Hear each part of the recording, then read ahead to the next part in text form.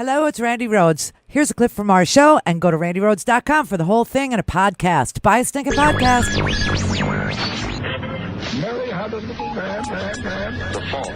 We believe that all men are created equal. To the magnificent mosaic that is America. From radio beacon to radio beacon.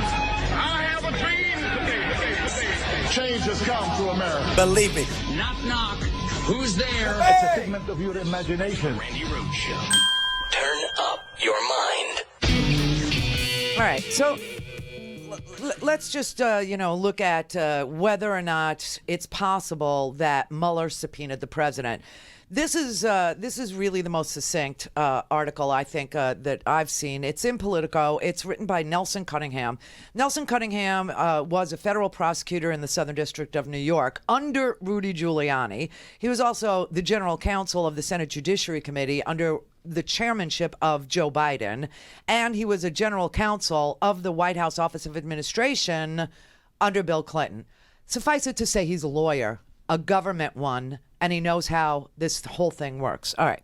And he's saying, he's citing the careful reporting by Politico, okay? And he's saying that he has been watching and analyzing the careful reporting from Politico from his perspective as a former prosecutor and a former general counsel in the Senate and a former White House Office of Administration counsel, okay? And he says, as a former prosecutor and Senate and White House aide, I predicted here last May that Mueller would promptly subpoena Trump. And like independent counsel Ken Starr back in 1998, bring a sitting president before his grand jury to round out and conclude his investigation. What Trump knew, when he knew it, what exactly motivated his statements and actions, because the firing of James Comey, obviously, there are crazy statements all over the place, right? You have the president asking Rod Rosenstein to write a letter that trashes Comey's announcement about closing and then reopening the Hillary Clinton email investigation. And of course, James Comey didn't make an announcement that he was opening the Hillary Clinton or reopening. He sent a letter to Congress, which promptly leaked. You can thank Devin Nunes for that. But anyway, he's saying, that when Trump sat, and I said this for so long, that the Lester Holt interview was pure kryptonite when he said, it was I was going to fire him no matter what Rosenstein wrote. I was going to fire him because this Russia thing, right? And so that's the obstruction part. And then the part about lying about Junior's meeting Trump Tower and who was there and Trump, dictating a letter and denying that they were there to get dirt on Hillary Clinton. I mean, the whole thing. And then, having to issue a second one and a third one. So you have only the president who can tell you what's behind all those statements that he made, right? The intent is in Donald Trump's head, and we know obstruction is a crime of intent. All right, I digress. Anyway, he said as the summer proceeded, we certainly had a great deal from Rudy Giuliani, and we did. Rudy Giuliani was all over the TV.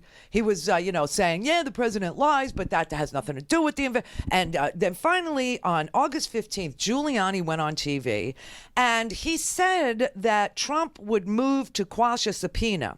And he went so far as to say on TV, quote, "We're pretty much finished with our memorandum opposing a subpoena," right?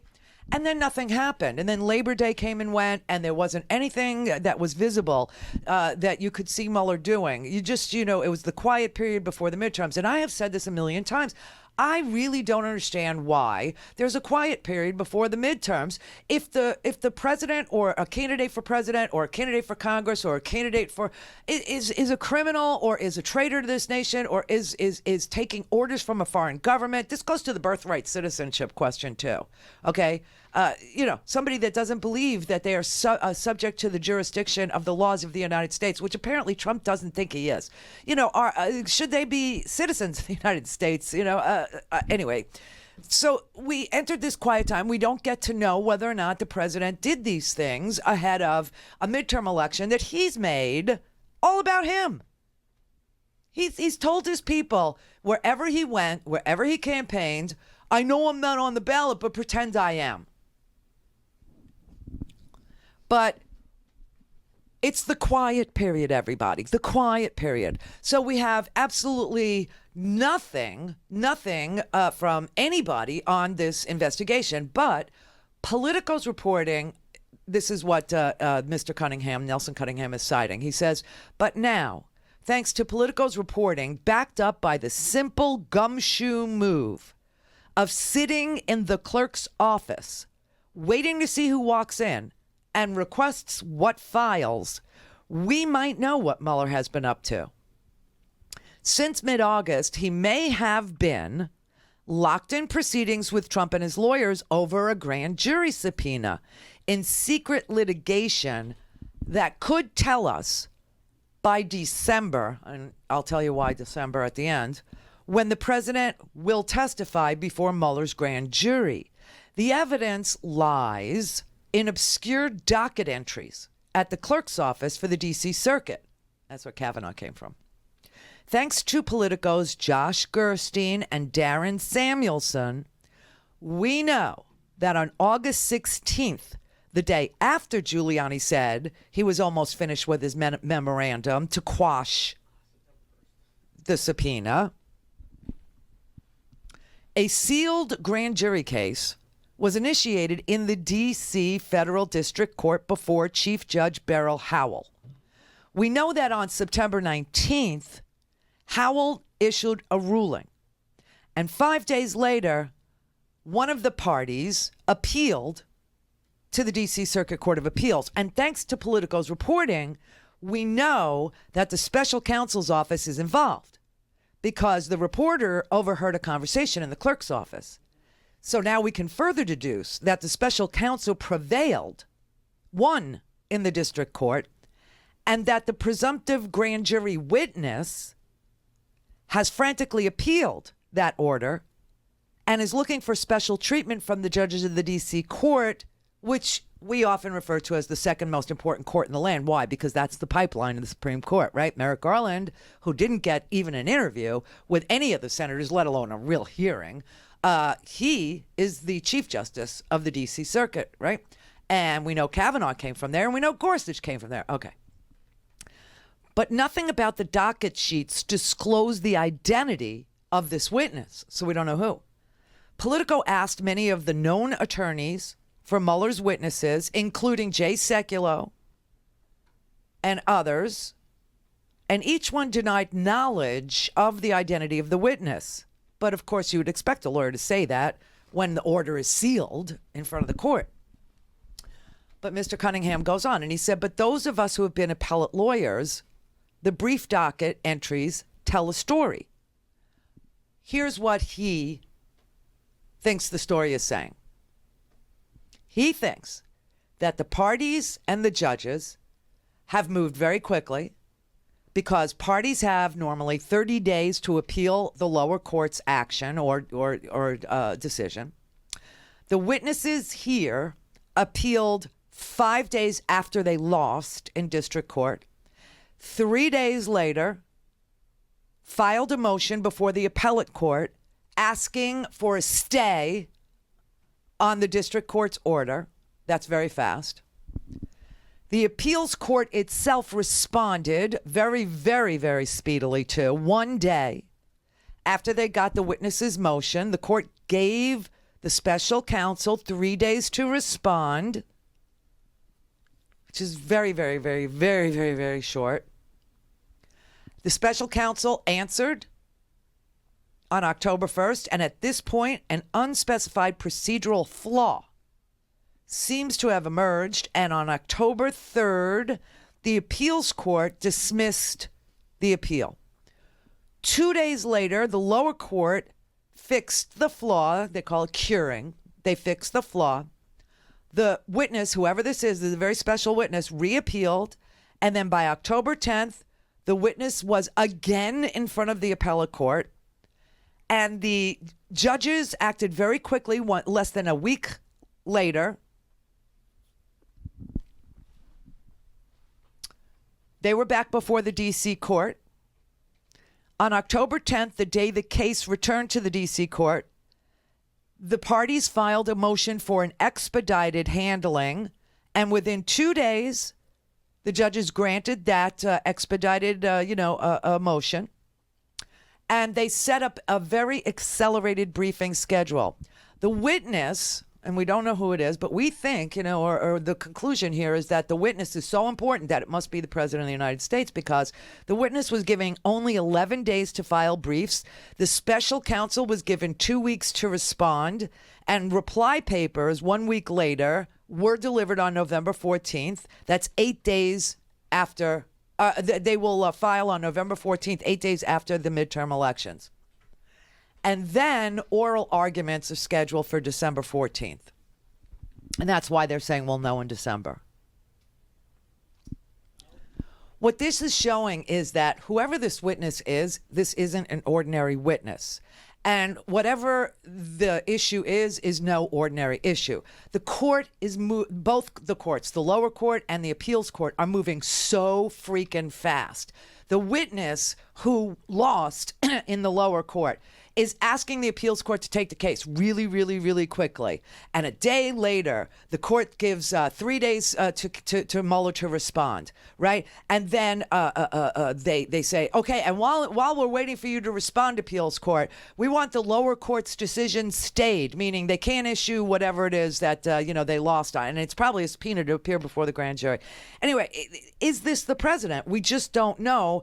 But the docket sheet gives one final clue. When this witness, who has to be uber important for the courts to move like this, the courts do not move fast. God knows. I've been sued so many times, and I'm telling you anything, and when I win, the loser appeals, and that's another year. You're talking about days here. You're talking about days, moving in days, and asking for a stay of the lower court, and getting it right away, and then, it's just so fast. All right. So when the witness is lost in the lower court, in the circuit court, before they went to the appeals court, or after the appeals court was contacted days later, right? Days later, 5 days later, after they lost in district court, they asked, not for the, usually in appeals court, you get 3 judges, you get a 3-judge panel, right? They asked for an en banc, meaning they wanted all 10 of the D.C. Circuit judges to review this order from the lower court. They wanted all 10. They didn't want, the 3 judges. They wanted an en banc hearing. They wanted all 10 judges to show up. And what's really telling is that of the 10 judges that sit on the D.C. Circuit, only 1 judge has recused himself. The other 9 judges on the D.C. Circuit have no problem hearing this case. But 1 judge, Gregory Katsas, recused himself. Who is Gregory Katsas, and why did he recuse himself? He is Trump's only appointee to the D.C. Circuit. Now, Kavanaugh came from the D.C. Circuit. Gorsuch came from the D.C. Circuit. Merrick Garland is the Chief Justice of the D.C. But Trump has put on the D.C. Circuit only 1 judge, and that judge is Gregory Katsas. And we don't know exactly why he recused himself, because they don't have to tell you.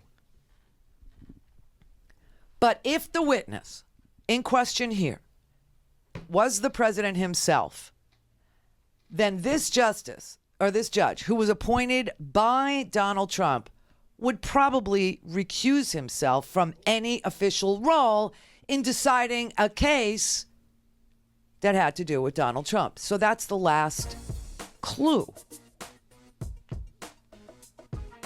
And the fact that all of this happened one day after Giuliani said publicly, quote, "We're pretty much finished with our memorandum opposing a subpoena." Now, all we know is that the district court ruled in favor of Robert Mueller against some witnesses' issue, which was likely an issue to appear before the grand jury.